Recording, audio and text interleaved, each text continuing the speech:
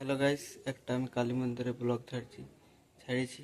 দেখো, এই ব্লগটাই তোমরা দেখবে, আর কেমন এডিট হয়েছে ব্লগটা তুমি বলবে, কমেন্টে জানাবে, আর লাইক কমেন্ট শেয়ার আর সাবস্ক্রাইব করে দেবে। দেখো তো ভিডিওটা দেখো।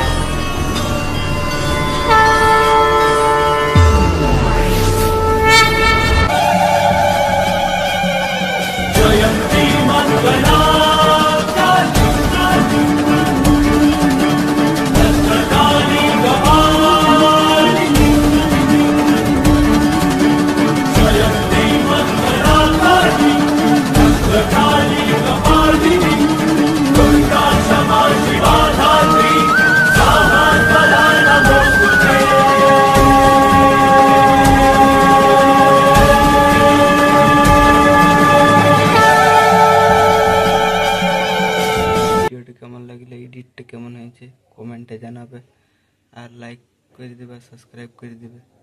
এমনি ভিডিও দেখবার জন্য করণ ব্লগ 200K সাবস্ক্রাইব করবে।